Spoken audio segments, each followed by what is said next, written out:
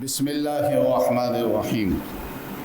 حضرات و خواتین، جیسے کہ آپ کے علم میں ہے کہ القرآن کورسز نیٹ ورک پاکستان کے زیر اہتمام یہاں القرآن کورسز سینٹر بہادر آباد میں ہر ماہ کے دوسرے اتوار کو درس قرآن و حدیث منعقد ہوتا ہے، اور آج کا درس قرآن و حدیث بھی اسی سلسلے کی کڑی ہے۔ آج کا ہمارا موضوع انتہائی اہم ہے اور سیرت نبوی سے متعلق ہے، اور عنوان ہے نبی کریم صلی اللہ علیہ وسلم کی سنتوں کی اقسام اور ان کے احکام۔ ہمارے آج کے مدرس نوجوان عالم دین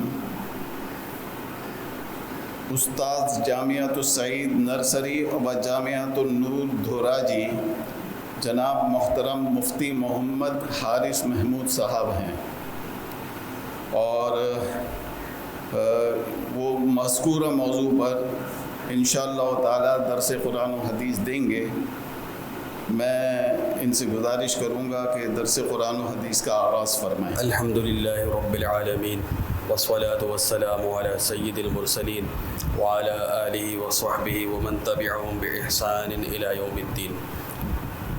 اما بعد فاعوذ باللہ من الشیطان الرجیم، بسم اللہ الرحمن الرحیم۔ لقد كان لكم في رسول الله أسوة حسنة وقال رسول الله صلی اللہ علیہ وسلم من احیا سنتی فقد احبنی ومن احبنی فقد معی فی الجنہ، او کما قال رسول اللہ صلی اللہ علیہ وسلم۔ محترم سامعین اور میرے بھائیوں اور دوستوں، ہمارا جو آج کا موضوع ہے وہ رسول اللہ صلی اللہ علیہ وسلم کی سنتوں کی اقسام اور اس کے احکام ہیں۔ قرآن کریم میں اللہ تعالیٰ نے واضح ارشاد فرمایا کہ لقد کان لکم فی رسول اللہ اسوۃ حسنہ، کہ لوگوں رسول اللہ صلی اللہ علیہ وسلم کی زندگی تمہارے لیے بہترین نمونہ ہے۔ دیکھیں، سنت جو ہے نا وہ عربی زبان کا لفظ ہے، اس کے معنی عادت کے ہیں، طریقے کے ہیں، اور ویسے بھی جب سنت بولا جاتا ہے تو اس سے مراد یہ ہوتا ہے کہ رسول اللہ صلی اللہ علیہ وسلم کی عادت مبارکہ کیا تھی، آپ کا فلاں کام میں آپ کا طریقہ کیا تھا، آپ کی عادت مبارکہ کیا تھی۔ تو آپ صلی اللہ علیہ وسلم کی جو عادات ہیں اس کو بھی سنت کہا جائے گا۔ اسی طریقے سے آپ صلی اللہ علیہ وسلم نے کسی عمل کی تاکید فرمائی اپنے ارشادات کے ذریعے سے، اپنے اقوال کے ذریعے سے، وہ بھی سنت ہے۔ جیسے کہ آپ اس کی مثال یوں سمجھیں کہ اذان اور اقامت وہ رسول اللہ صلی اللہ علیہ وسلم نے خود نہیں دی، کیونکہ آپ امامت فرمایا کرتے تھے، لیکن اذان اور اقامت کا درجہ بھی جو وہ سنت مؤکدہ کا ہے وہ بھی سنت ہے۔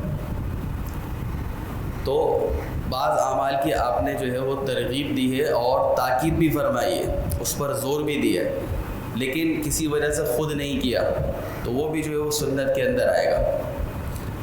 تو یہ آگے چل کے میں اس عرض کروں گا کہ اس کی کیا اقسام ہے، لیکن سب سے پہلے تو یہ ہے کہ ہم یہ سمجھیں کہ رسول اللہ صلی اللہ علیہ وسلم سے جتنی محبت ہوگی، جتنی عقیدت عظمت ہوگی، اتنی ہی آپ کی سنتوں کا اہتمام ہوگا۔ تو قرآن و سنت پہ جب غور کرتے ہیں تو 5 نکات سمجھنا ضروری ہے۔ دیکھیے، سب سے پہلا جو نقطہ ہے وہ یہ ہے کہ رسول اللہ صلی اللہ علیہ وسلم کی جو اطاعت ہے، آپ کی سنتوں کی جو اتباع ہے، وہ عین اللہ تعالیٰ کی اطاعت ہے۔ سورہ نساء میں اللہ تعالیٰ واضح ارشاد فرماتے کہ من یطع الرسول فقط اطاع اللہ، کہ جس نے رسول کی اطاعت کی تو اس نے اللہ ہی کی اطاعت کی۔ اب سنتوں پر عمل کرنے والا وہ کتنا خوش نصیب ہے کہ جب وہ رسول اللہ صلی اللہ علیہ وسلم کی کسی بھی سنت پر عمل کر رہا ہے تو وہ در حقیقت اللہ تعالیٰ ہی کی اطاعت کر رہا ہے۔ دوسری بات یہ سمجھیں کہ رسول اللہ صلی اللہ علیہ وسلم کی جو سنتوں پر سنتیں ہیں اس کی اتباع عین ایمان قرار دیا گیا ہے، اور بعض روایت میں فرمایا کہ مشہور حدیث آپ سنتے ہیں کہ لا یؤمن احدکم حتی اکون احب الیہ من والدہ وولدہ والناس اجمعین، تم میں سے وہ شخص مومن ہی نہیں ہو سکتا یہاں تک کہ میں اسے اس کے والدین، اولاد اور سب سے زیادہ محبوب نہ ہو جاؤں. یعنی کہ ایمان مکمل ہی نہیں ہوتا جب تک آپ کی زندگی جو ہے وہ رسول اللہ صلی اللہ علیہ وسلم کی سنتوں کے مطابق نہیں ہے. تیسری بات جو اہمیت ہے وہ یہ ہے کہ اگر ہم یہ چاہتے ہیں کہ ہم اللہ کی نگاہ میں محبوب بن جائیں، اور کون نہیں چاہتا کہ اللہ تعالیٰ ہمارے خالق ہے، مالک ہے، ہمارے رازق ہے، ہر بندہ چاہتا ہے کہ وہ خدا کی نظر میں محبوب بن جائے. تو اس کا ایک ہی راستہ قرآن نے بتایا، قُلْ إِن كُنتُمْ تُحِبُّونَ اللَّهَ فَاتَّبِعُونِي، کہ نبی آپ ان سے فرما دیجئے کہ اگر تم اللہ سے محبت کا دعویٰ کرتے ہو تو صرف دعویٰ قبول نہیں ہے، فَاتَّبِعُونِی، تو میری اتباع کرو، میرے طریقے کے مطابق زندگی گزارو، تو یحببکم اللہ، فرمایا کہ اللہ بھی تمہیں اپنا محبوب بنا لے گا. تو یہ کتنی بڑی سعادت کی بات ہے کہ جب ہم اپنی 24 گھنٹے کی زندگی کو، اپنی گھر کی زندگی کو، اپنے کاروبار کو اور جتنے بھی شعبے ہیں زندگی کو، اس سب کو رسول اللہ صلی اللہ علیہ وسلم کی لائے ہوئے دین کے مطابق، آپ کے طریقوں کے مطابق انجام دیتے ہیں تو ہم اللہ کی نگاہ میں محبوب بن جاتے ہیں. تو یہ کتنی بڑی سعادت کی بات ہوئی. اور ایک مسلمان کا جو بنیادی عقیدہ ہے وہ ہے آخرت پر ایمان. دنیا کی زندگی تو بھائی اس کی تو گھٹی کے اندر ہے بے وفائی، ناپائیداری، یہ کبھی بھی ختم ہو جاتی ہے، کبھی بھی ساتھ چھوڑ دے گی. اصل مسلمان کا جو عقیدہ وہ یہ ہے کہ ہماری آخرت بن جائے، تو اس کے لیے بھی ضروری ہے.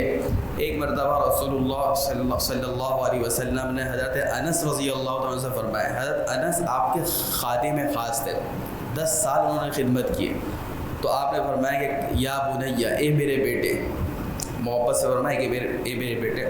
اور پھر آپ نے فرمایا کہ من احیا سنتی فقط احبنی، جو میری سنتوں کو زندہ کرتا ہے، اپنے عمل اور کردار سے میری طریقوں کو، سنتوں کو زندہ کرتا ہے تو فقط احبنی، تو یہ اس بات کی دلیل ہے کہ وہ مجھ سے محبت کرتا ہے. آج محبت کے دعوے بہت ہیں اور جو ہے محبت کے جو ہے وہ انداز بھی بہت ہیں، اور اس میں لوگوں نے اپنے طریقے نکالے ہوئے ہیں، لیکن اللہ تعالیٰ اور اس کے رسول نے یہ بتایا وہ اتباع رسول ہے، وہ اطاعت رسول ہے.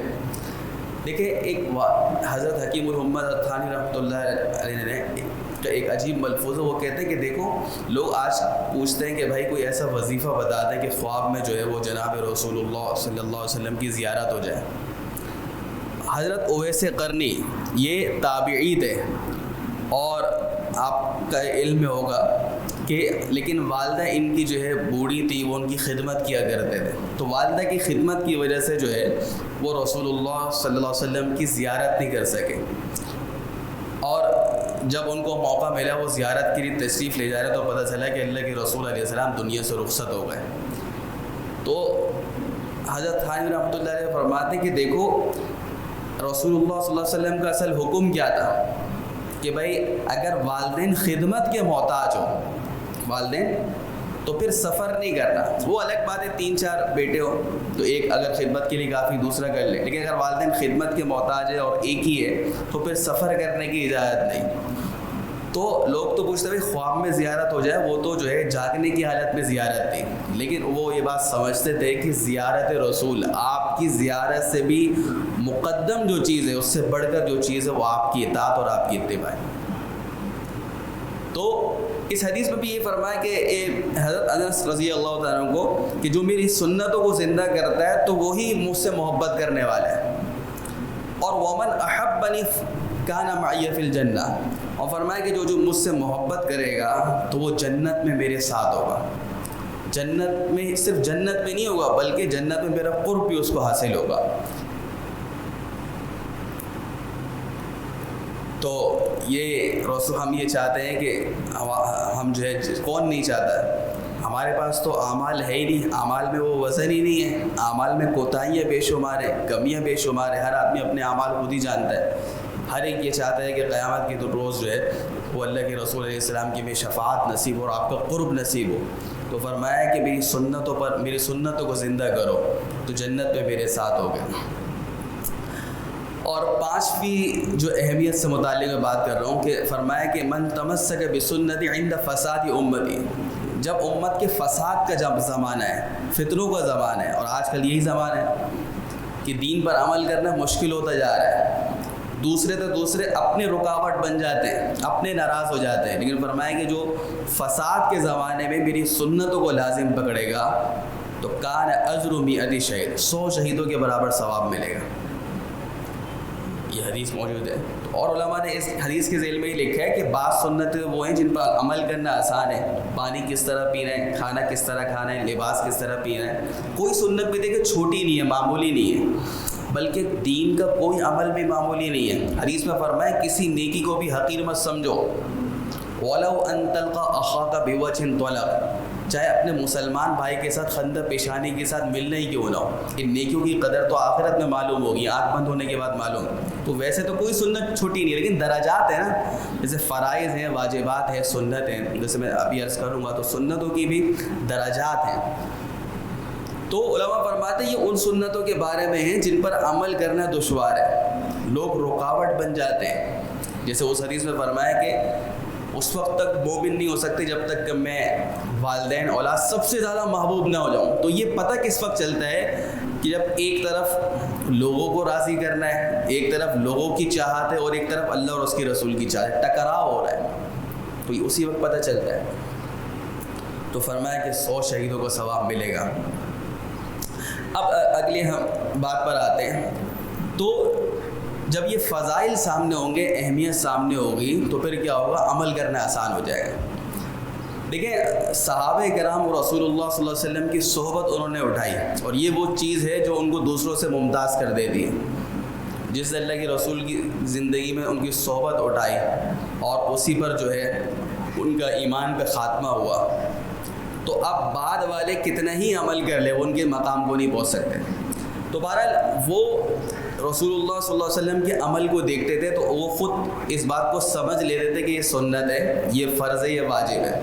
اور سنتوں کی اقسام وہ عمل کو دیکھتے ہوئے سمجھ لیتے تھے. تو یہ سنتوں کی جو تقسیم ہے یہ بعد کے فقہاء کرام نے دلائل کو دیکھ کے فرمائی ہے. اور یہ فقہاء کرام بھی امت کے کتنے بڑے محسن ہیں کہ ظاہر سی بات ہے کہ ہر آدمی میں وہ صلاحیت نہیں ہے، وہ بصیرت نہیں کہ قرآن و سنت سے براہ راست مسائل کا اخذ کر سکے.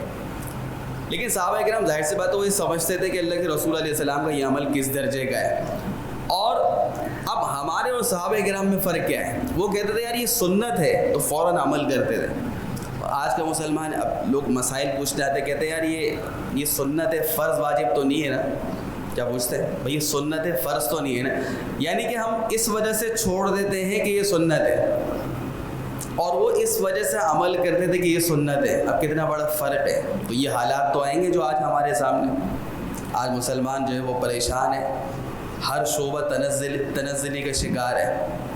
آپ معاشی اعتبار سے، اقتصادی اعتبار سے، سیاسی اعتبار سے ہر شعبے میں عدم استحکام کا شکار ہے، کیونکہ آپ نے رسول اللہ صلی اللہ علیہ وسلم کی طرز زندگی مبارک طریقوں کو نکال دیا، اپنے شعبوں سے نکال دیا، اپنی زندگی سے نکال دیا.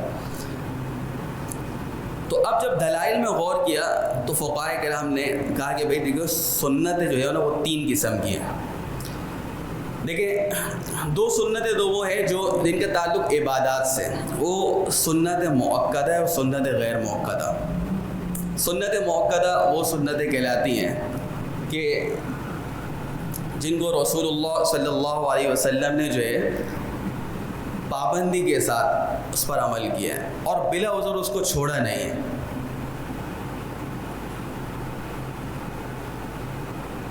بلا عذر جو ہے اس کو چھوڑا نہیں ہے. اب سنت مؤکدہ میں سب سے بڑی جو سنتیں ہیں وہ 5 نمازوں میں 12 سنتیں. فجر کی 2 ہیں، ظہر کی 6 ہیں، مغرب کی 2، عشاء کی 2 ہیں. اور حدیث میں فرمایا کہ جو ان 12 سنتوں کی پابندی کرتا ہے تو اللہ تعالیٰ جنت میں ایک محل اس کے لیے بنا دیتا ہے. اتنی بڑی فضیلت ہے. اب ان 5 نمازوں میں جو سنت موقت ہے اس میں آپ فجر کی سنتوں کی تاکید بہت زیادہ ہے، اس لیے فرمایا کہ سفر میں بھی مت چھوڑو. تو سنن موقت وہ سنت ہیں جو عبادات کے قبیل سے ہیں اور آپ نے اس پر پابندی فرمائی ہے، چھوڑا نہیں. اس کے مقابلے میں سنت غیر موقت ہے جس پر کبھی عمل کیا کبھی چھوڑ دیا، جس میں آپ جو ہے عصر کی شروع کی 4 ہے، عشاء کی شروع کی 4 ہے، اشراق چاش کی نماز ہے.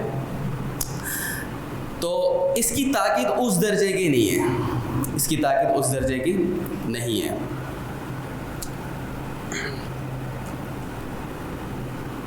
تو ویسے تو آدمی کے پاس نوافل کا بھی ذخیرہ ہونا چاہیے. دیکھیں یہ جو سنت غیر موقدہ ہے نا جس پر اللہ کے رسول علیہ السلام نے عمل کیا لیکن اس درجے کی پابندی نہیں جیسے پہلی سنتوں کی پابندی ہے, تو یہ سنت نوافل کے درجے میں. آپ نے ایک لفظ سنا کو علماء سے مستحب کے معنی یہ کہ یہ عمل محبوب ہے اللہ رسول کی نگاہ میں, اچھا عمل ہے.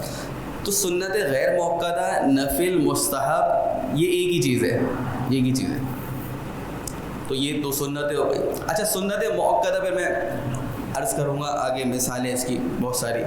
اور تیسری جو سنتیں ہیں وہ سنن عادیہ کہلاتی ہیں, جو آپ صلی اللہ علیہ وسلم کی عادت مبارکہ ہے, رہن سہن کی سنتیں. آپ نے لباس کس طریقے سے پہنا ہے, آپ نے آرام کس طریقے سے کیا ہے, بیت الخلاء جانے آنے کا کیا طریقہ ہے, یہ ساری جو سنتیں ہیں, جو چھوٹی چھوٹی سنتیں ہیں, پوری 24 گھنٹے کئی کام ہم کرتے ہیں, اس کو علماء نے نام دیا سنن عادیہ, کہ جو آپ صلی اللہ علیہ وسلم کی عادت مبارک ہے. تو یہ 3 سنتیں سمجھنے کے لیے. لیکن سب سے اہم جو ہے نا وہ سنن موقدہ ہے. دیکھیں سب سے جو بڑا درجہ ہے وہ آپ کے لیے وہ فرائض کا ہے. فرائض کے بعد واجبات ہیں, اور اس کے بعد سنت کا نمبر آتا ہے سنت موقدہ.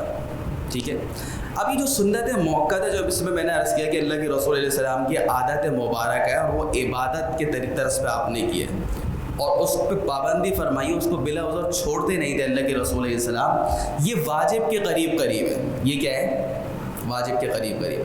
اب ایک اہم بات آپ یہ سمجھیں کہ جتنے واجبات ہیں وہ بھی سنت ہیں آٹومیٹک. دیکھیں اس کی مثال آپ یوں سمجھیں کہ ایک لڑکا اس سے میٹرک کیا ہوا ہے, تو بھائی اس سے میٹرک کے اندر پرائمری خود آئی ہے نا, پرائمری تو اس نے کیا. اب ایک آدمی نے انٹر کیا ہوا ہے تو میٹرک اس کے اندر خود بخود آ گیا.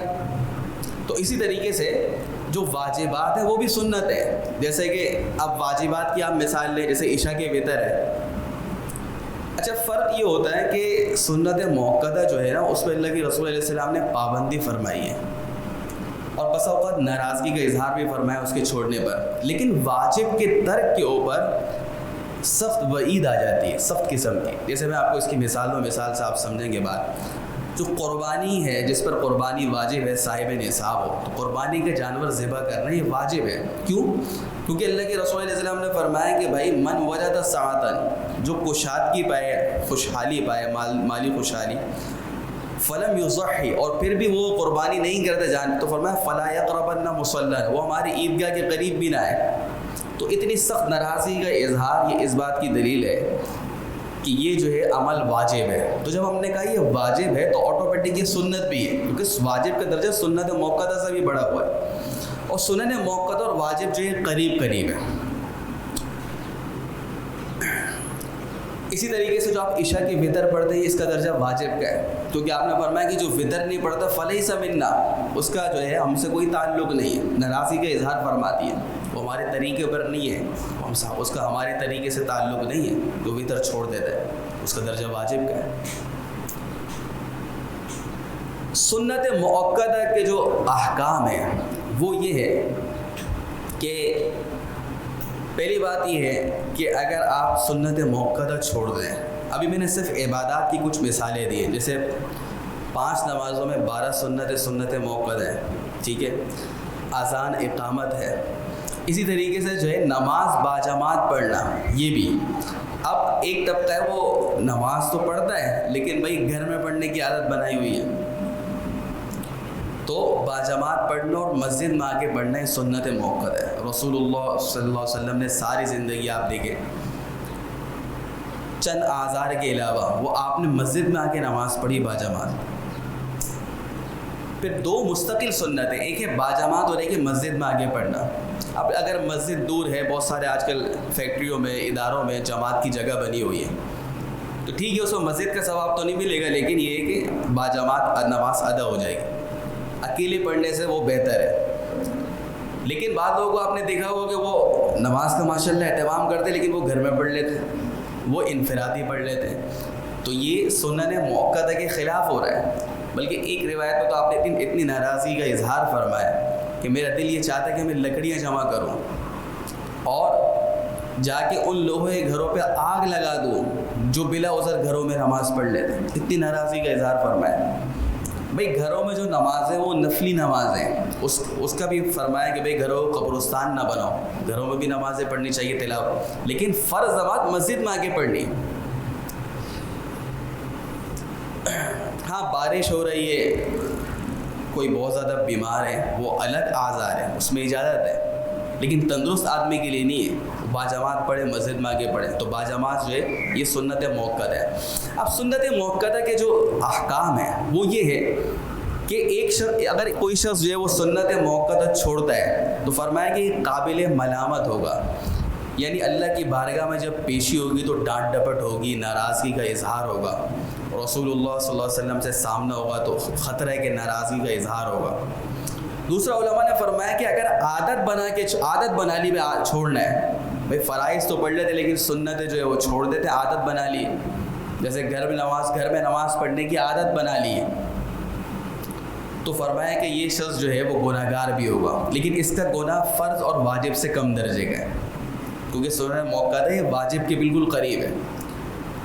اسی وجہ سے بعض فقہائے کرام علماء جب دلائل کو دیکھتے تو ان میں اختلاف ہو جاتا ہے. جیسے نماز باجماعت ادا کرنا, تو علماء کی ایک جماعت نے کہا یہ سنت موقت ہے, اور اس حدیث کی وجہ سے جو میں نے بھی آپ کے سامنے بیان کی کہ اس میں اللہ کے رسول علیہ السلام نے سخت ناراضی کا اظہار فرمایا ان لوگوں کے گھروں کو جلا دو جو بلا عذر نماز جو ہے گھروں میں پڑھ لے. تو اس حدیث کو جب بعض علماء نے دیکھا تو انہوں نے کہا یہ تو واجب کے درجے میں بھائی.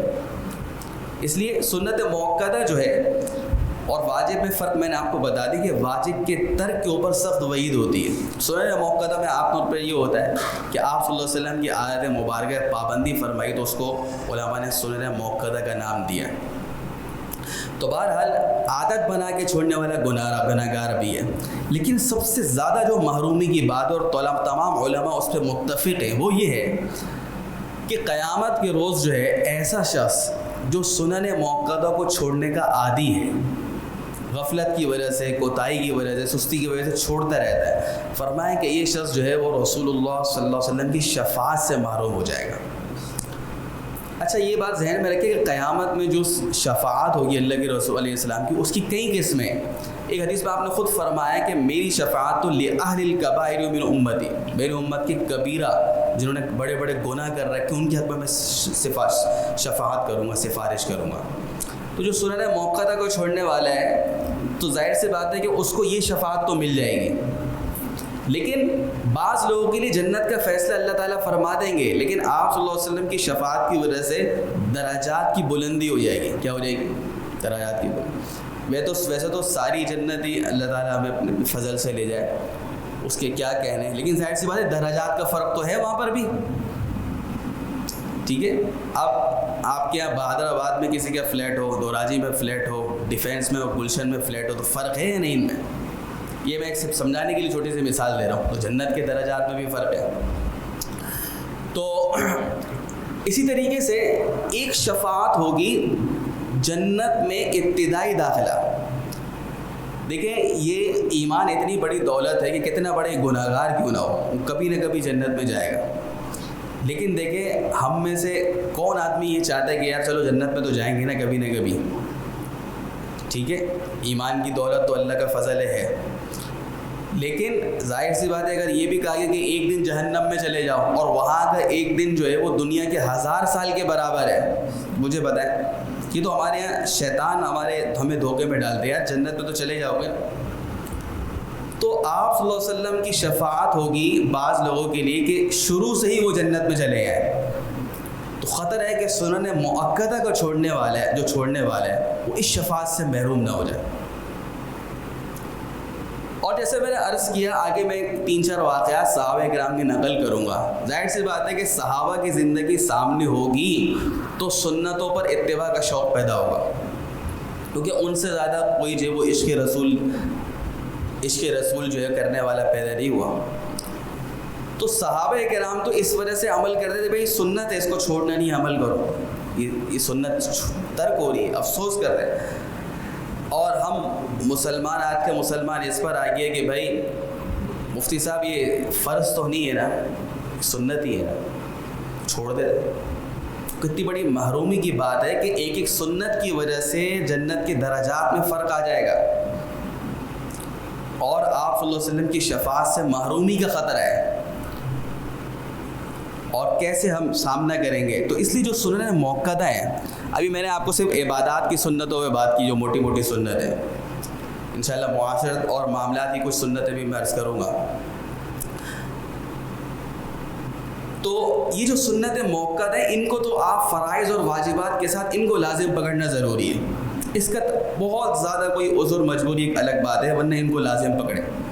دوسرے درجے پہ جیسے میں نے عرض کیا سنن غیر موقدہ ہے، جن کو آپ نوافل بھی کہتے ہیں، مستحبات بھی کہتے ہیں، اس کو چھوڑنے والا قابل ملامت نہیں ہے، اس پر کوئی پکڑ نہیں ہے۔ لیکن ظاہر سی بات ہے کہ نیکیاں تو آپ کی کم ہو جائیں گی، نیکیاں آپ کی کم ہو جائیں گی، ثواب کم ہو جائے گا۔ اس میں آپ کی اشراق کی نماز ہے، چاش کی نماز ہے، عشاء کی شروع کی 4 ہے، عصر کی شروع کی 4 سنت ہے، یہ سنتیں آ گئی۔ اور تیسری جو سنت ہے وہ بھی بہت اہم ہے، سنن عادیہ جن کو کہا، جو رسول اللہ صلی اللہ علیہ وسلم کی جو ہے عادت مبارکہ ہیں، یعنی کہ آپ کھاتے پیتے کس طرح تھے، آپ نے آرام کس طرح کیے، آپ نے لباس کس طریقے کا پہنا ہے، اور قمیص پہننے کا طریقہ کیا تھا، سرما کس طریقے سے لگایا ہے، یہ جو سنتیں ہیں اس کا حکم بھی سنن غیر موقدہ والا ہے۔ اگر کوئی اس پہ عمل نہیں کرتا تو وہ قابل ملامت نہیں ہے، وہ گناہ گار نہیں ہے۔ لیکن ظاہر سی بات ہے کہ ایک ایک سنت پر عمل کرنا یہ باعث اجر و ثواب ہے، یہ خالص محبت اور عقیدت والا معاملہ ہے۔ ظاہر سی بات ہے آپ کو کسی سے محبت ہوتی ہے، آپ اس کو کاپی کرتے ہیں۔ آج تو ہم کہتے ہیں یار فلاں کرکٹر ایسے بال رکھ رہا ہے، فلاں ایکٹر اس طریقے سے جو ہے وہ گیٹ اپ کر رہا ہے، کپڑے لباس پہن رہا ہے۔ بھائی رسول اللہ صلی اللہ علیہ وسلم کی طرز زندگی کیا تھی، آپ کی 24 گھنٹے کی عادت مبارکہ کیا تھی، ایک ایک سنت کو ڈھونڈ کے اس پر عمل کر رہا ہے، یہ خالص عشق اور محبت والا معاملہ ہے، اور ایک ایک سنت پر اجر و ثواب لکھا جا رہا ہے، اور اس کی برکات اور فوائد اپنی جگہ ہے۔ تو یہ 3 سنتیں میں نے آپ کے سامنے رکھی، اس کے احکام بھی آپ کے سامنے آ گئے۔ اب دیکھیں کچھ باتیں سمجھنا ضروری ہے۔ دیکھیں جو عمل کرنا ہے نا وہ سنتوں پر ہے، بعض احکام ایسے ہیں، بعض اعمال ایسے ہیں جو رسول اللہ صلی اللہ علیہ وسلم سے ثابت ہیں، حدیث میں وہ آئے، لیکن وہ سنت نہیں ہے۔ حدیث اور سنت میں فرق ہے۔ جیسے میں مثال دوں گا آپ کو بات سمجھ میں آئے گی۔ بخاری شریف میں کہ ایک مرتبہ رسول اللہ صلی اللہ علیہ وسلم کو جو ہے پیشاب کی حاجت ہوئی، تو آپ کچرے کے ڈھیر پہ تشریف لے اور آپ نے کھڑے ہو کے پیشاب کیا ہے، کھڑے ہو کے پیشاب۔ آج کل چونکہ سوشل میڈیا کا دور ہے نا، بہت ساری چیزیں فارورڈ ہوتی ہیں، گروپس میں آتی ہیں، اب کوئی وہ کھڑے ہو کے پیشاب کرے کہتے تو سنت ہے، حدیث میں حدیث بھی صحیح دکھائی ہے۔ بھائی ایک عمل کا اللہ کے رسول سے ثابت ہونے کا مطلب یہ کہ یہ جائز ہے، لیکن ضروری کہ وہ سنت بھی ہو۔ یہ جیسے کچرے کا ڈھیر تھا تو علماء فرماتے ہیں وہاں بیٹھ کے پیشاب کرتے تو چھینٹے آنے کا خطرہ تھا، یا ممکن ہے آپ کی گھٹنے میں تکلیف تھی، تو یہ بتا دیں کہ کوئی ایسا عذر ہو تو آپ کھڑوں کے پیشاب کر لیں، لیکن یہ سنت نہیں ہے۔ سنت کیا ہے؟ حضرت عائشہ رضی اللہ تعالیٰ عنہ فرماتی ہیں کہ آپ کی عادت مبارکہ بیٹھ کے پیشاب کرنے کی تھی، بلکہ آپ تو یہ فرماتی جو کہ کھڑے ہو کے پیشاب کرے تو اس کی تصدیق مت کرو، کیونکہ آپ تو گھر میں دیکھ رہی ہیں۔ تو سنت کو لازم پکڑنا ہے، خود حدیث میں فرمایا علیکم بسنتی، تم پر لازم ہے کہ میرے طریقوں کو لازم پکڑو۔ بہت سارے آپ کے ارشادات ہیں، آپ کے عمل ہیں، لیکن اس سے یہ کہ عمل جائز ہے، سنت نہیں ہے۔ ایک اور روایت آپ کے سامنے عرض کر دو، وہ بھی صحیح بخاری کے اندر ہے کہ ایک مرتبہ حضرت علی رضی اللہ عنہ نے کھڑے ہو کے پانی پیا، اور انہوں نے خود فرمایا کہ یہ میں نے خود رسول اللہ صلی اللہ علیہ وسلم کو کھڑے ہو کر پانی پیتے ہوئے دیکھا۔ اب آج کل لوگ قرآن و سنت کو دیکھ کے خود استدلال کرنا شروع کر دیتے ہیں، اب بولا بھائی یہ تو سنت ہے، ثابت ہے، تو ہر ثابت شدہ عمل وہ سنت نہیں ہوتا، یہ بات سمجھنے کی۔ یہ وہی ہے کہ بھائی کھڑے ہوئے کوئی پانی پیتا ہے، کوئی ناجائز حرام تو نہیں ہے، جائز ہے۔ اب دیکھیں اس میں بھی بہت سارے طریقے کہ آپ رش کی جگہ بیٹھنے کی جگہ ہی نہیں ہے، یا نیچے جیسے بارش کا موسم تک کیچڑ وغیرہ اس طرح کی کوئی صورت ہے تو بتا دیے کہ بھائی یہ جائز ہے، جواز کے زمرے میں آ جائے گا، لیکن سنت نہیں ہے۔ سنت تو یہ ہے کہ جس طرح آپ صلی اللہ علیہ وسلم نے تسلسل کے ساتھ پابندی فرمائی ہے، امت کو یہی کہا کہ میری سنتوں کو پکڑو۔ اگر آپ یہ کہیں کہ بھائی آپ سے کوئی اسی عمل کا ثبوت کافی ہے تو پھر آپ جو آپ کی خصوصیات ہے اس کا کیا کریں گے. اس لیے علماء نے کہا بعض احکام آپ کی خصوصیت ہے. جیسے آپ نے 11 نکاح کی وہ آپ کی خصوصیت ہے. صوم وصال یعنی کہ آپ 3-3 4-4 دن کا روزہ رکھا کرتے تھے, نفلی روزے ہوتے تھے وہ, اس پہ سحری بھی نہیں کیا کرتے تھے نہ افطاری. لیکن صحابہ کرام نے اجازت مانگی تو منع کر دیا کہ بھائی تم میری جیسے تمہاری روحانیت ہے, تم طاقت نہیں رکھتے. تو دیکھیں یہ رکھنا بھی تو ثابت ہے. تو صرف یہ کہہ دینا بھائی یہ حدیث میں آئیے عمل کر رہا ہوں یہ سنت ہے, یہ بات درست نہیں ہے. تو سنت وہ ہے جو عادت مبارک ہے جو آپ نے تسلسل کے ساتھ کی اور امت کو اسی کی اتباع کا حکم دیا ہے کہ میری سنتوں کو اور خلفائے راشدین کی سنتوں کو لازم پکڑو. اسی طریقے سے ایک روایت میں یہ ہوا کہ ایک مرتبہ آپ نے وضو کیا, آپ نے ایک مرتبہ چہرہ دھویا, ایک مرتبہ ہاتھ دھویا, ایک مرتبہ پاؤں دھویا, لیکن عادت مبارکہ کیا تھی 3 مرتبہ. تو سنت کیا ہے 3 مرتبہ. لیکن اب مسجد میں پانی کم ہے, بات سمجھ رہے, بہت زیادہ رش ہے, نماز نکلنے کا اندیشہ ہے, تو اب آپ اس عمل پر عمل کر سکتے کہ بھائی ایک مرتبہ فرائض پورے کر لیں. لیکن ایسا کوئی مسئلہ نہیں, آپ نے اس کو لازمی پکڑ لیا, آپ نے بولا میں نے تو بخاری شریف میں دیکھا ہے, مسلم میں دیکھا ہے. تو کسی عمل کا ثابت ہو جانا یہ اس بات کی دلیل نہیں ہوتی کہ وہ سنت بھی ہے. یہ بہت اہم چیز آج کل سمجھنے کی ہے. اب دیکھیں سنتوں کے کیا فوائد ہے. بھائی دیکھیں سب سے بڑی جو چیز ہے نا وہ تو میں نے آپ کو بتا دیا, جو 5 نکات ہم نے شروع میں بیان کیے, 5 پوائنٹس میں نے آپ کو بتایا. آپ ابھی یہ چھوڑ دیں, ظاہر سی بات ہے آپ رسول اللہ صلی اللہ علیہ وسلم کی سنتوں پر عمل کر رہے ہیں, چاہے وہ تینوں اقسام میں سے کوئی بھی سنت ہے. یہ محبت کی دلیل ہے, عقیدت کی دلیل ہے, اور آپ کی جو دایا اعمال نامہ ہے وہ نیکیوں سے پر ہو رہا ہے. تو اس کے علاوہ کیا فائدہ چاہیے آپ. اس لیے ہمیں اپنے سوچ کا زاویہ تبدیل کرنا ہوگا, زاویہ نگاہ کو تبدیل کرنا ہوگا.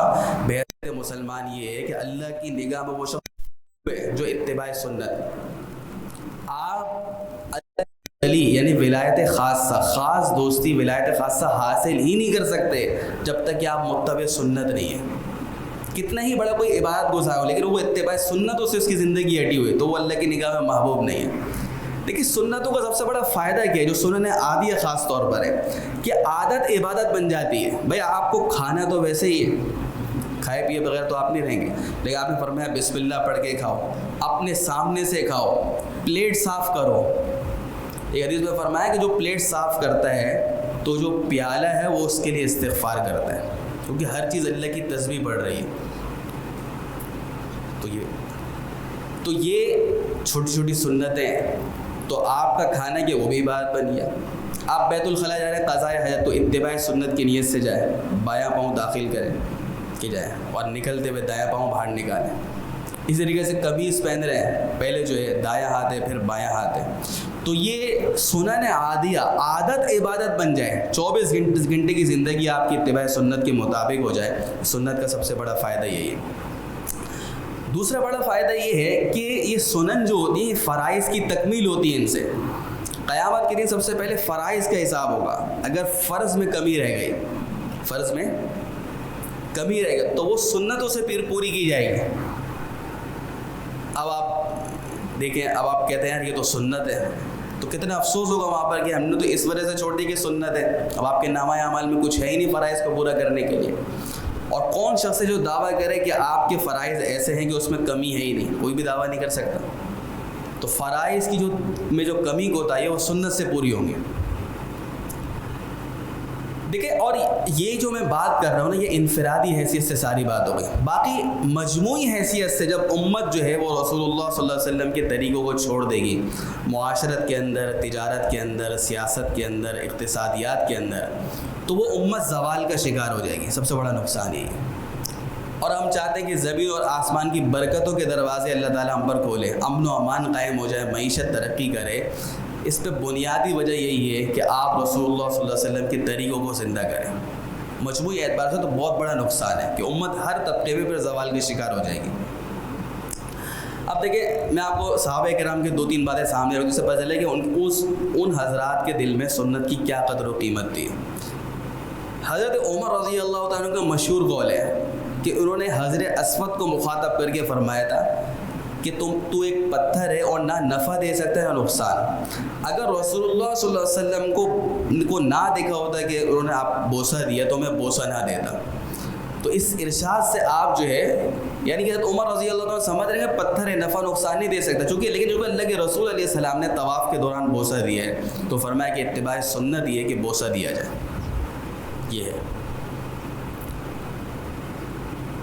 صلح حدیبیہ کے موقع پر جب ایک صحابہ کی ایک جماعت کے ساتھ رسول اللہ صلی اللہ علیہ وسلم عمرے کے لیے تشریف لے گئے اور حدیبیہ کے مقام پر مشرکین نے روک لیا, تو وہاں آپ نے اپنا نمائندہ حضرت عثمان رضی اللہ عنہ کو بنا کے بھیجا اپنا نمائندہ. تو جب وہ گئے تو ان کے چچا زاد بھائی تھے حضرت عثمان کے, تو بہرحال کافی باتیں ہوئی. تو انہوں نے ایک بات کہی کہ حضرت عثمان رضی اللہ عنہ کو اس زمانے میں شلوار کا استعمال کم تھا, تہبند باندھا کرتے تھے. رسول اللہ صلی اللہ علیہ وسلم قمیص کا تو استعمال فرماتے تھے لیکن عام طور پر تہبند جس کو دھوتی کہتے ہیں اس کا استعمال کرتے. لیکن آپ نے شلوار کی تعریف کی ہے کہ بھئی یہ سطر کو چھپانے والا لباس ہے اور صحابہ کرام پہنتے تھے, لیکن عام طور پر جو رواج تھا وہ جو ہے وہ دھوتی کا تھا. تو دیکھا ہے عثمان رضی اللہ تعالیٰ کے جو تہبند ہے وہ جو ہے ٹخنوں سے اوپر تھا. اللہ کے رسول علیہ السلام کی ہدایات یہی ہیں. تو انہوں نے کہا کہ بھائی تم جو ہے کفار کے سربراہان سے جو ہے وہ مذاکرات کے لیے جا رہا ہو, تو وہاں تو جس کا تہبند جتنا نیچے ہو اس کو بڑا آدمی سمجھا جاتا ہے, اور جس کا تہبند جتنا اوپر ہو, شلوار جتنی اوپر ہو, اس کو بڑا مایوب سمجھا جاتا ہے. بات سمجھ. تو حضرت عثمان رضی اللہ عنہ نے واضح کہہ دیا کہ بھائی رسول اللہ صلی اللہ علیہ وسلم کی جو تہبند ہوا کرتا تھا وہ نصف پنڈلی, آدھی پنڈلی تک رکھتے تھے آپ. اگرچہ آپ نے امت کو اجازت دے دی کہ اتنا ہو کہ ٹخنے نظر آئے, نیچے کر سکتے, لیکن اس سے زیادہ نیچے نہیں. فرمایا کہ اب یہ مجھے اچھا سمجھے, برا سمجھے, اپنی نگاہ میں بڑا معزز سمجھے یا معیوب سمجھے, کیونکہ رسول اللہ صلی اللہ علیہ وسلم کی سنت یہی ہے, کیونکہ دیکھتے تھے کہ آپ کا تہبند نصف, تو میں بھائی اسی طرح رکھوں گا. اور مشہور واقعہ جو سیرت کی کتابوں میں حضرت حذیفہ بن یمان رضی اللہ عنہ جب کسریٰ کے دربار میں گئے, کسریٰ ایران کے بادشاہوں کا لقب تھا, تو وہاں کھانا لگایا گیا. اب کھانا کھاتے وقت لقمہ گر گیا. تو جیسے گھروں میں اگر آپ کا کھانے کا لقمہ گر بھی گیا تو عام طور پہ گندا تو نہیں ہوتا, گھروں میں صفائی ہوتی ہے. تو اللہ کے رسول علیہ السلام کی سنت یہ ہے کہ بھائی اس کو جھاڑ کے کھا لو. اب بہت زیادہ مٹی لگ گئی تو پھر وہ آپ کونے میں رکھ دے, کوئی جانور وغیرہ کھا لے گا, لیکن اگر اس کو کھانا ممکن ہے تو اٹھا کے کھا لو, کیونکہ یہ رزق بڑی نعمت ہے اللہ تعالیٰ کی, اس کو عزت دینے کا حکم ہے, اور یہ بڑی ناقدری ناشکری ہے. اتنا کھانا آج کل ہم لوگ ضائع کر دیتے ہیں. تو اللہ کے رسول علیہ السلام کی سنت یہ تھی کہ بھائی اٹھا کے کھا لے. تو عثمان اٹھا رہے, لقمہ گریا اٹھا رہے, تو ان کے جو برابر میں ساتھی اور ٹوک دیا, بھائی یہ کیا کر رہے ہو.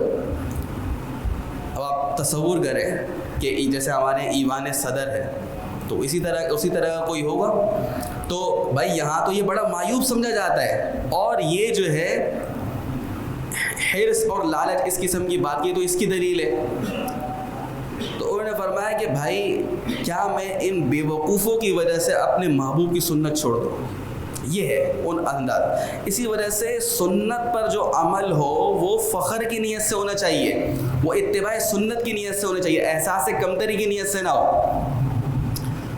مشرکین نے ایک مرتبہ کفار نے تنزیہ انداز میں کہا, تمسخرانہ مذاق اڑاتے ہوئے کہا حضرت سلمان فارسی رضی اللہ تعالیٰ کو کہ تمہارے رسول جو ہیں تمہیں ہر چیز کا طریقہ بتاتے ہیں, یہاں تک کہ استنجا کا طریقہ بھی بتاتے ہیں. اب اس سے تو مذاق کے لہجے میں کہا, تنزیہ انداز میں. تو حضرت سلمان فارسی رضی اللہ عنہ نے جو ہے فخر کرتے ہوئے کہا اجل ہاں بھائی ہمارے نبی ہمیں استنجا کا طریقہ بھی بتاتے ہیں, فخری انداز میں. باقی آج سائنس ریسرچ کر رہی ہے, ظاہر سی بات ہے ایک رسول اللہ صلی اللہ علیہ وسلم کا عمل ہے, اس پہ بہت سارے دنیاوی فوائد بھی ہیں, وہ صحت کے لیے بھی مفید ہے, ہر اعتبار سے مفید ہے, اس میں کوئی شک نہیں. لیکن ایک مسلمان کی نیت اتباع سنت کی ہونی چاہیے. کل کو ریسرچ بدل بھی سکتی ہے, پھر آپ کیا کریں گے. تو فخر کے انداز میں بھائی ہمارے یہ جو ہے لوگ کہتے ہیں ہمارے آباء و اجداد کا طریقہ پیچھے سے چلتا آ رہا ہے, بھائی رسول اللہ صلی اللہ علیہ وسلم کا طریقہ ہے, یہ آپ کا حکم ہے, یہ آپ کی تعلیم ہے. فخری انداز میں عمل ہو, احساس کمتری نہ ہو. اور دیکھیں آج کے تناظر میں ایک اہم بات میں یہ کرنا چاہ رہا ہوں کہ ایک ہے آپ سنت پہ کوئی عمل نہیں کر رہے ہو,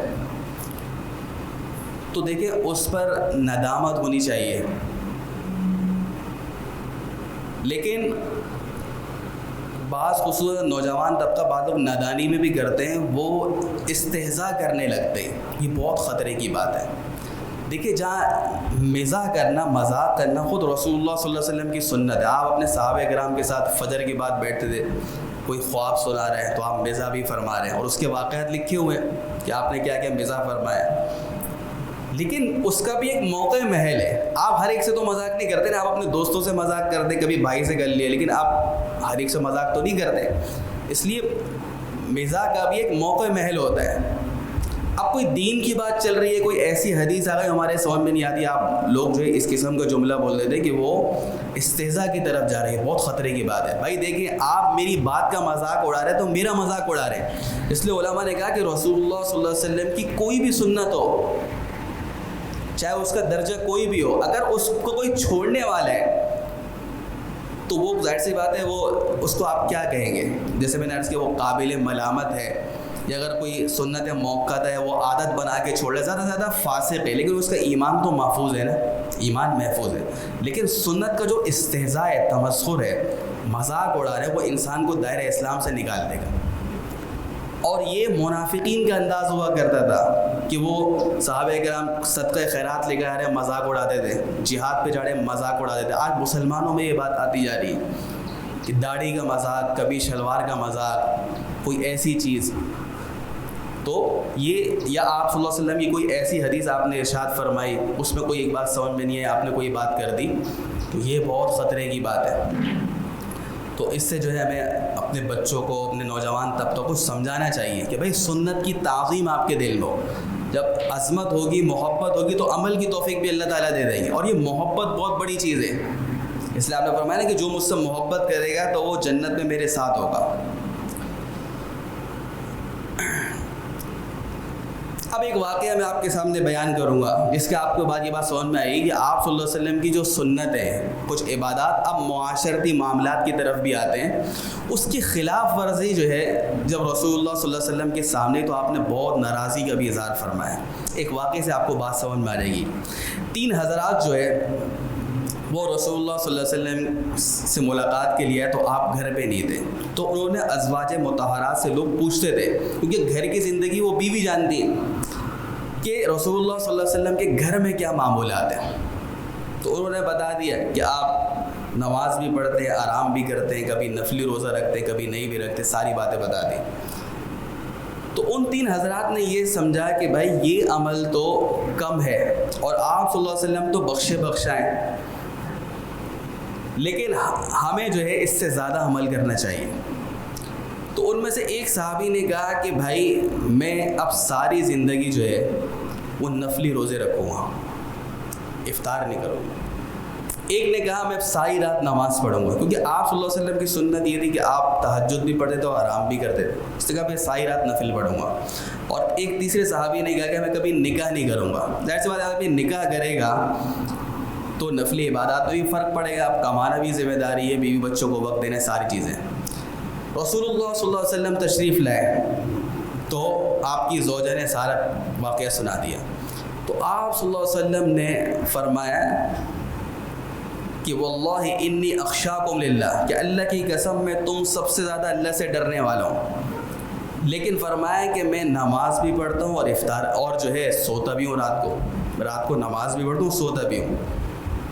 اور آپ نے فرمایا کہ میں نفلی روزے بھی رکھتا ہوں اور افطار بھی کرتا ہوں، اور میں نے نکاح بھی کیا ہے. پھر آپ نے ایک جملہ کہا جو آپ سنتے رہتے نکاح کے اندر، فمن رغب عن سنتی فلیس منی، جو میری سنتوں سے اعراض کرے گا، منہ موڑے گا، دوسرے طریقے پر چلے گا، اس کا مجھ سے کوئی تعلق نہیں. تو اتنا ناراضی کا اظہار فرمایا.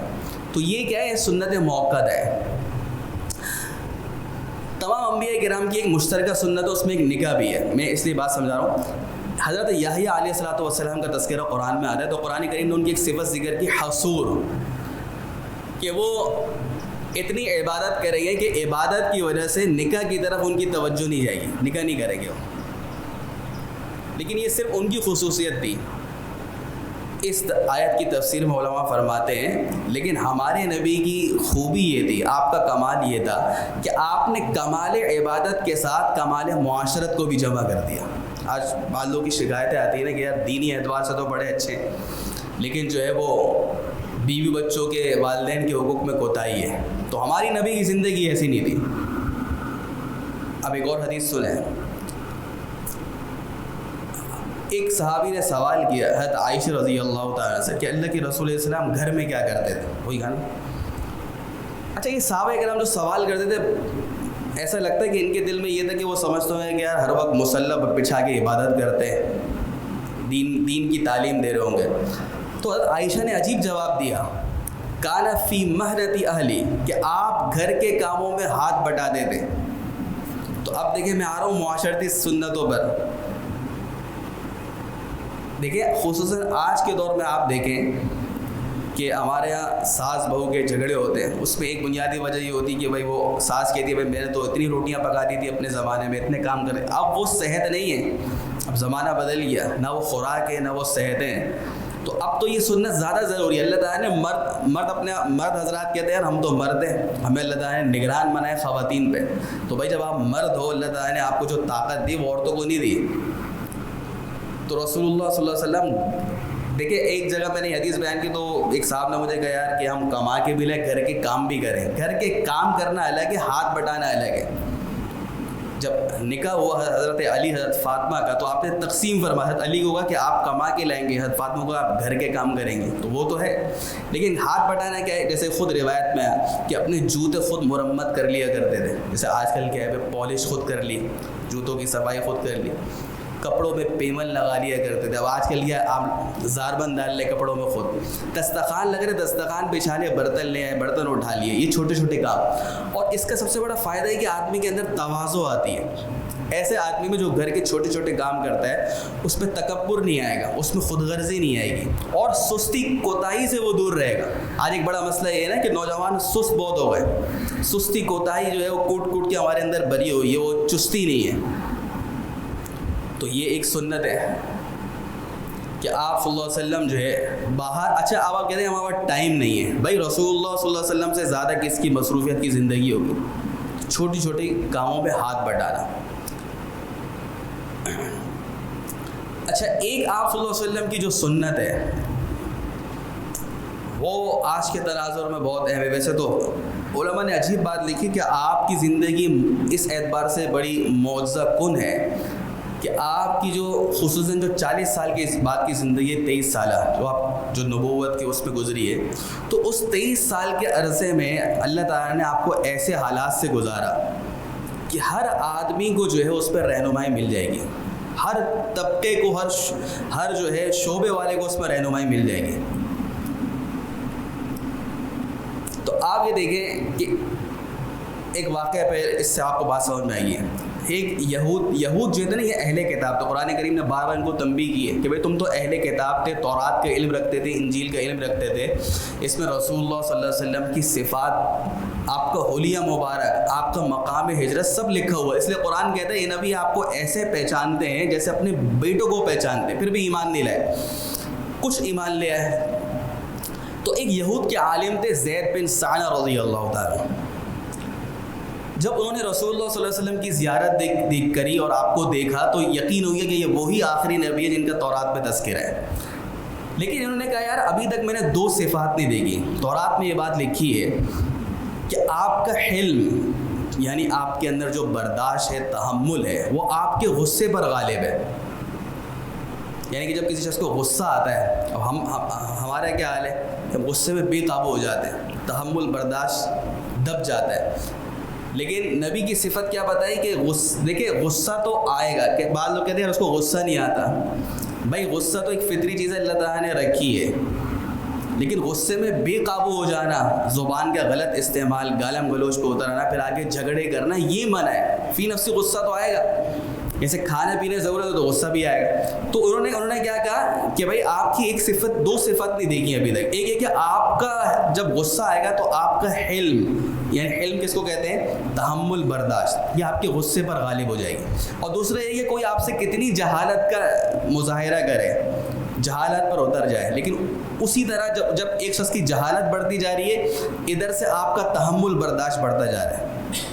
اب یہ 2 صفات انہوں نے نہیں دیکھی, تو انہوں نے کہا یار کیا کروں. ابھی وہ سوچ ہی رہے تھے کہ ایک وفد آیا، انہوں نے کہا کہ اللہ کے رسول ہماری قوم ایمان لے آئی ہے لیکن کھانے پینے کے لیے کچھ نہیں ہے. تو آپ نے کہا بیت المال میں بھی کچھ نہیں ہے. تو انہوں نے کہا کہ ان کے ذہن میں ایک ترکیب آئی. انہوں نے کہا کہ اللہ کے رسول علیہ السلام سے کہ میں آپ کو کچھ قرض دے دیتا ہوں. 80 دینار قرض دے دیے، 80 دینار، اور کہا کہ آپ کی فلاں باغ کی جب کھجور پک جائے تو اتنی کھجور مجھے دے دیجیے گا، اور ایک ٹائم پیریڈ طے کر لیا. ٹھیک ہے. اب ہوا کیا، وہ 80 دینار قرض لے کے اللہ کے رسول علیہ السلام نے وہ ان صحاب کو دے دیے جنہوں نے کہا تھا کہ ہمارا ایک وفد مسلمان ہو گیا، ان کے پاس کھانے پینے کے لیے کچھ نہیں ہے. اب انہوں نے جو 80 دینار قرض دیے تو یہ وقت سے پہلے آ گئے، وقت نہیں ہوتا ادائیگی کا، اس سے پہلے آ گئے. اور اس وقت جو ہے حضرت ابو بکر، حضرت عمر، یہ سب ساتھ تھے اللہ کے رسول کے ساتھ. اب انہوں نے کہا کہ میں کوئی ایسی حرکت کروں جس سے آپ کو غصہ دلاؤں. تو انہوں نے کیا کہا کہ رسول اللہ صلی اللہ علیہ وسلم کی چادر کھینچی. بس قمیض بھی پہنتے تھے اور اوپر چادر پہنتے تھے، یہاں تک کہ چادر گردن سے جو ہے وہ لگتی ہوئی آ گئی. اور ایسے جملے کہا کہ آپ نے میرا قرض ادا نہیں کیا. اور ایک جملہ کہا جس کو نقل کیا کتابوں میں کہ تم عبد المطلب تو قرض کے معاملے میں ایسے ہی ہو. یعنی کوئی کہے کہ یار تمہارا تو پورا خاندان ہی کیا ہے، بے ایمان ہے. یہ کہا کہ تمہارا عبد المطلب، کیونکہ آپ کے دادا کا نام تھا، کہا تم عبد المطلب والے جو ہے یہ قرض کی ادائیگی میں ایسے ہی واقع ہو، ٹائم پہ قرض نہیں دیتے. حضرت عمر رضی اللہ عنہ کو جوش آئی اور کہا کہ اللہ کے رسول علیہ السلام اگر ساتھ نہ ہوتے تو میں تمہاری گردن اڑایا تھا. تو آپ نے حضرت عمر کو کہا کہ تمہیں یہ چاہیے تھا کہ مجھے کہتے کہ اس کو بھلے طریقے سے ادائیگی کرو، اور اس کو کہتے کہ مطالبہ اچھی طریقے سے کرو. تو اب انہوں نے کیا کہا، اب اس نے وہ سارا قصہ ہو گیا. عمر رضی اللہ عنہ کو پھر آپ نے کہا کہ جا کے اس کا قرض دے دو اور کچھ زیادہ دے دو. پھر انہوں نے کہا کہ عمر تم نے مجھے پہچانا نہیں، میں یہود کا عالم زید بن ثانہ. حضرت عمر رضی اللہ عنہ کہا اچھا وہ آپ بڑے مشہور. تو کہا یہ کیوں کیا ہے؟ پھر انہوں نے کہا کہ دیکھو میں نے اس وجہ سے کہا ہے کہ ساری نبوت کی علامات آپ کے اندر دیکھ لی تھی لیکن یہ 2 صفت نہیں دیکھی تھی. تو میرے محترم دوستو، یہ آج کے تناظر میں یہ ہے کہ رسول اللہ صلی اللہ علیہ وسلم کی ایک عظیم سنت کہ غصے کے اوپر قابو پانا، تحمل، برداشت، یہ نکلتا جا رہا ہے. روڈوں پہ آپ حالت دیکھیں، جھگڑے ہو جاتے ہیں، ٹریفک پہ پھنسے ہوئے جھگڑے ہو جاتے ہیں. طلاق کا ریشو بڑھ رہا ہے، طلاق کا ریشو بڑھ رہا ہے. بعض دفعہ کئی کمیونٹی میں جانا ہوتا ہے، بڑا دل دکھتا ہے کہ نوجوان لڑکیوں کو طلاق ہو گئی. اس کی ایک وجہ یہ سامنے آئی کہ کچھ بھی نہیں ہوا، چھوٹا سا بھائی کون سے میاں بیوی کا ایسا رشتہ ہے کہ جس پہ جھگڑے نہیں ہوتے. ظاہر سی بات ہے کہ آپ کا وہ زندگی بھر کی ایک ساتھی ہے. اب ایسا تو نہیں کہ آپ 24 گھنٹے ہی خوش رہیں گے، خلاف طبیعت واقع بات پیش آتی ہے. لیکن وہی بات کہ تحمل اور برداشت، چھوٹی چھوٹی باتوں پر جو ہے وہ طلاقیں ہو جاتی ہے. کیونکہ آپ نے کیا کیا، غصے کے اوپر آپ تحمل، وہ جو کہا ہے نبی کی سنت تو یہ تھی جب غصہ آ جائے تو بے قابو ہونے کے باوجود کے بجائے جو ہے کہ آپ کا تحمل اور برداشت، غصے کے اوپر قابو آ گیا. عجیب بات ہے کہ میں احادیث میں دیکھ رہا تھا کہ آپ نے غصے کے کتنے علاج بتا دیے کسی حد. اب دیکھیں بہت ساری برائیاں انسان میں ہوتی ہیں لیکن آپ صلی اللہ علیہ وسلم نے غصے کے 4 سے 5 علاج بتا دیے. اس سے پتہ چلا کہ غصے میں بے قابو ہو جانا کتنا بڑا نقصان ہے. بس اوقات ایک جھگڑا ہوتا ہے، بھائی کی سگے بھائی سے بات بند ہو جاتی ہے، 8-10 سال تک ہی بند ہے، خونی رشتے ٹوٹ جاتے ہیں. ایک صحابی آئے کو کہا اللہ کے رسول مجھے کوئی نصیحت فرما دے. آپ نے فرمایا لا تغضب، غصہ مت کرو. انہوں نے پھر کیا نصیحت فرما دے، فرمایا لا تغضب. کہتے ہیں فرد مرارن، کئی مرتبہ آپ نے کہا لا تغضب، غصہ نہیں کرنا، غصہ نہیں کرنا، غصہ نہیں کرنا. وہ صحابی فرماتے ہیں کہ میں نے اپنی زندگی میں غور کیا، ساری برائیوں کی جڑ یہی تھی، غصے میں بے قابو ہو جانا، زبان کا غلط استعمال، اور پھر آگے جا کے جھگڑے ہو جاتے ہیں، اسی میں ہاتھ پائی ہو جاتی ہے. آپ نے فرمایا کہ 2 شخصوں کو غصہ آیا اور ایک شخص جیسے ہمارے یہاں ہوتا ہے نا اول فول بکنے لگ جاتا ہے. تو آپ نے فرمایا کہ میں ایک ایسا کلمہ جانتا ہوں اگر یہ کہہ لے تو اس کا غصہ قابو میں آ جائے. اور آپ نے فرمایا کہ اعوذ باللہ من الشیطان الرجیم پڑھ لے. آپ نے آسان نسخے بتائے کیونکہ ایک حدیث میں آپ نے فرمایا غصہ شیطان کی طرف سے، اور شیطان کو اللہ تعالیٰ نے آگ سے پیدا کیا اور پانی آگ کو بجھا دیتا ہے. تو وہاں شیطان کی طرف سے جب غصہ تو اعوذ باللہ پڑھ لو. اور دوسرا علاج یہ بتایا کہ بھائی تم میں سے جب کسی کو غصہ آئے، کیونکہ غصہ شیطان کی طرف سے، تو اس کو چاہیے کہ وضو کر لے. کیا کر لے؟ وضو کر لے. علماء فرماتے ہیں کم سے کم آپ ٹھنڈا پانی پی لو، کیونکہ پانی جو ہے وہ آگ کو بجھاتا ہے۔ تیسرا علاج آپ نے فرمایا کہ غصہ ہے کھڑے ہوئے تو بیٹھ جاؤ، اور اگر بیٹھنے سے بھی غصہ نہیں جا رہا لیٹ جاؤ۔ چوتھا علاج یہ فرمایا کہ تم میں سے کسی کو غصہ آ جائے تو خاموش ہو جاؤ، کیونکہ جتنا زیادہ بولو گے آدمی غصے میں غلط ہی بولتا ہے، وہ عموماً غلط ہی بولتا ہے۔ اس لیے تو میں نے کہا اب لوگ کیا بولتے ہیں کہ بھائی وہ جھگڑا ہوا، ہم نے غصے میں طلاق دے دی، تو بھائی طلاق تو غصے میں ہی دی جاتی، کون پیار محبت میں غصے میں طلاق دیتے ہیں؟ غصے۔ اس لیے فرمایا حدیث میں کہ جب غصہ آئے خاموش ہو جاؤ۔ تو دیکھیں 4 علاج آپ نے بتا دیے، غصہ ہے یہ کرو، غصہ ہے یہ کرو، غصہ ہے یہ کرو۔ تو آج کے تناظر میں رسول اللہ صلی اللہ علیہ وسلم کی یہ بھی سنت ہے بھائی، تحمل اور برداشت۔ تحمل اور برداشت ہے تو یہ مشکل کام، کیونکہ صبر یہ صبر ہی ایک طریقہ، قرآن نے کہا ان ذالک من عزم الامور، یہ صبر ہمت کے کاموں میں سے۔ عجیب بات یہ کہ اللہ تعالیٰ نے یہ نہیں کہا کہ نماز کتنا بڑا عمل ہے، اس کے بارے میں نہیں کہا کہ بے حساب اجر ملے گا، روزے کے بارے میں نہیں کہا، جہاد کے بارے میں نہیں کہا، لیکن قرآن کہتا ہے انما یوفی الصابرون اجرہم بغیر حساب، صبر کرنے والوں کو بے حساب اجر دوں گا۔ ہے تو مشکل کام۔ اسی طریقے سے جو ہے ایک حدیث کے چند الفاظ میں آپ کے سامنے رکھتا ہوں کہ دوسروں کے کام آنا۔ آج نفس نفسی کا دور ہے، میں خود اچھا کھا لوں، بچے اچھا کھا لیں، ہم جو ہے اپنا فیوچر اچھا بنا لیں، اس کو اسلام منع نہیں کرتا اگر حلال طریقے سے، لیکن یہ کوئی کمال نہیں ہے، یہ خود غرضی ہے۔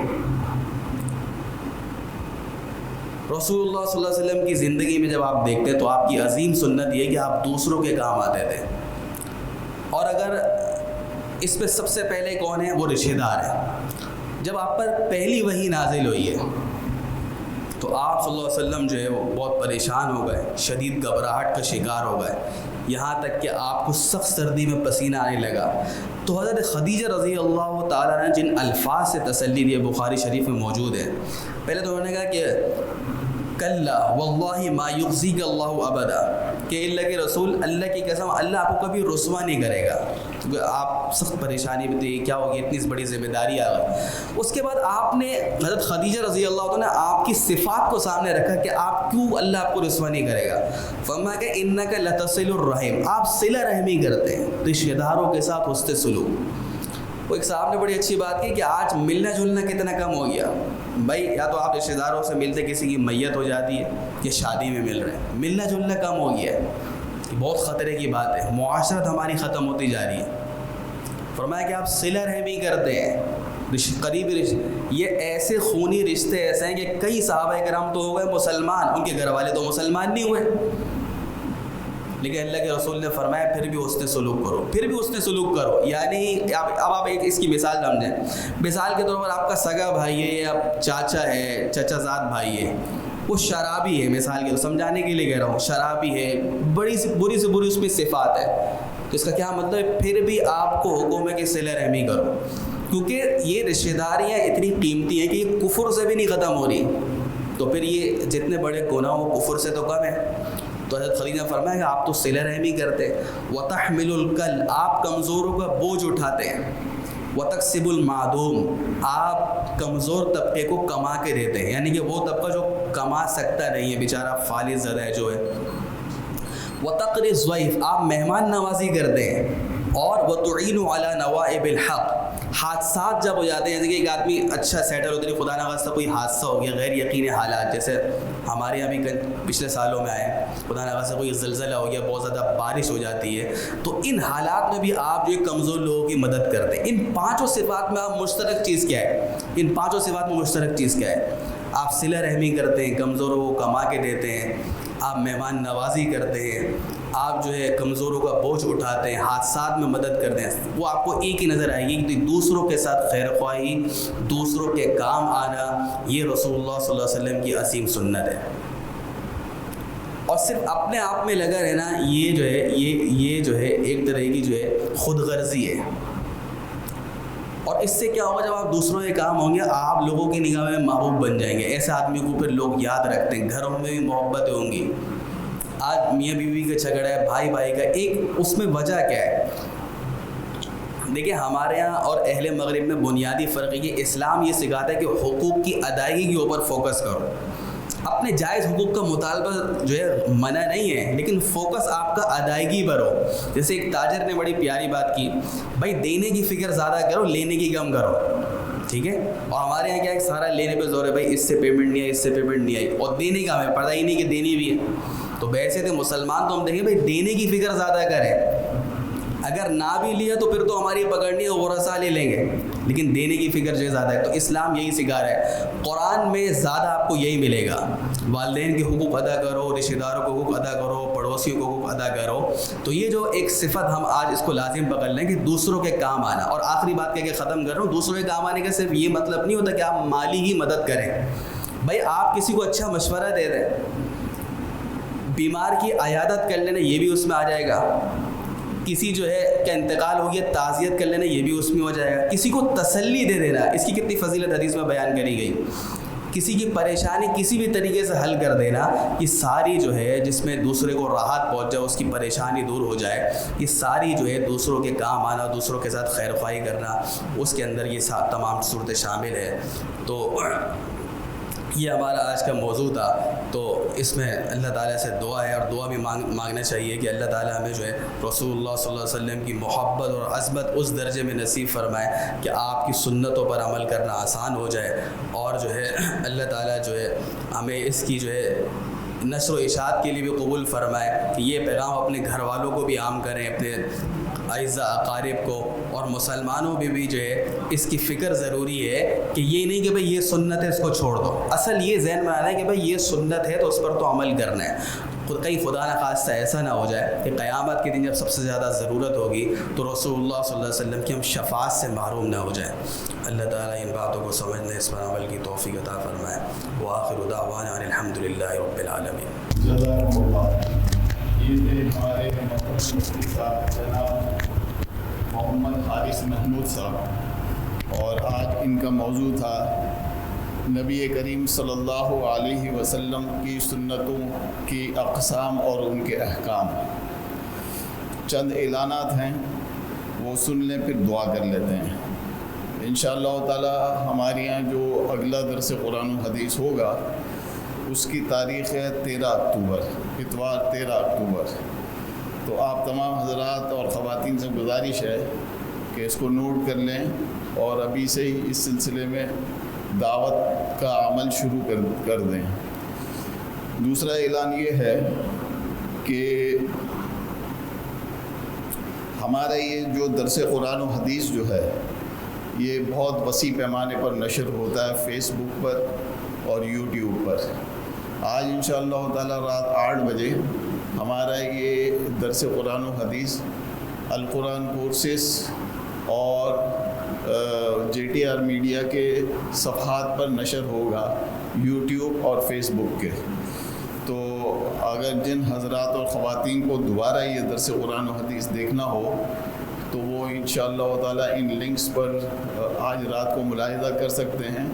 پھر اس کے بعد اس کی ریکارڈنگ تو موجود ہوگی، تو وہ کسی بھی وقت دیکھنا چاہیں تو آپ دیکھ سکتے ہیں. بہت بڑا فائدہ ہو رہا ہے، سوشل میڈیا پر ہمارے درس قرآن و حدیث اپلوڈ ہوتے ہیں. اس کی وجہ سے تقریباً کسی درس قرآن و حدیث میں 8 لاکھ سامعین ہوتے ہیں، ناظرین ہوتے ہیں، بعض اوقات جو ہے 9 لاکھ تک بھی تعداد پہنچ جاتی ہے.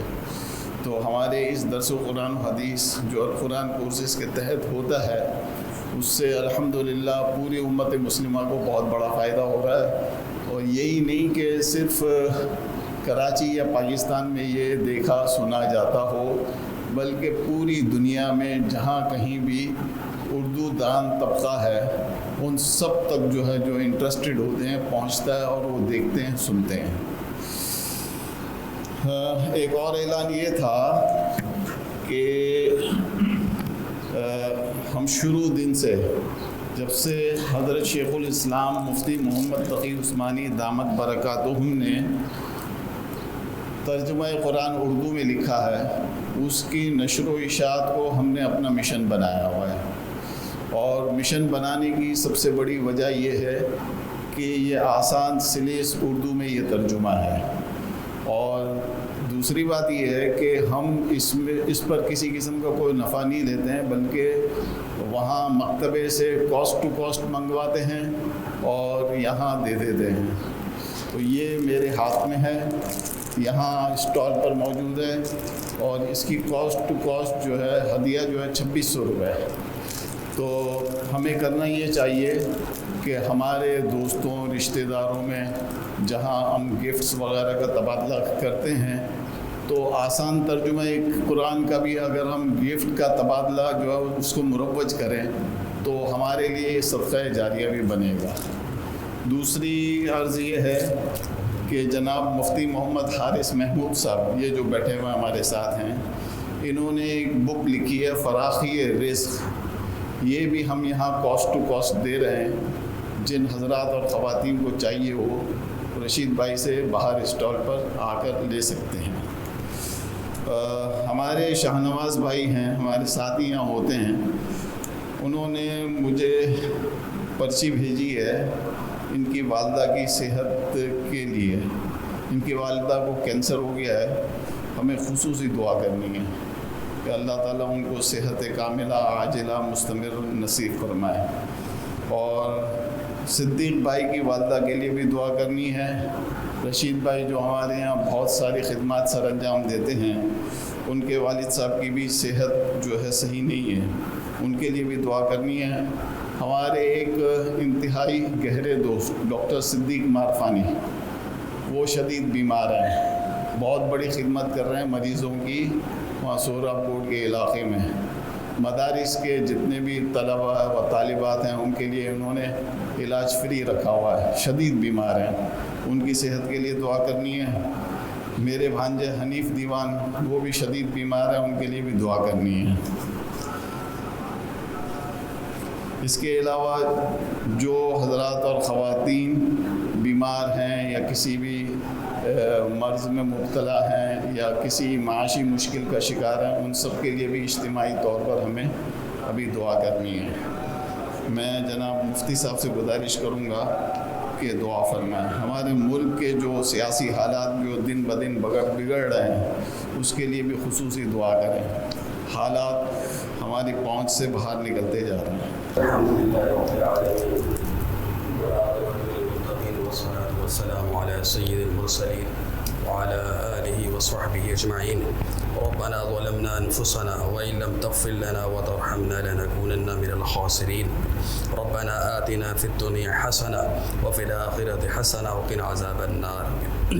یا اللہ پاک آج ہمارے یہاں مل بیٹھنے کو قبول فرما، حاضرین کی حاضری کو یا اللہ پاک اپنی بارگاہ میں قبول فرما۔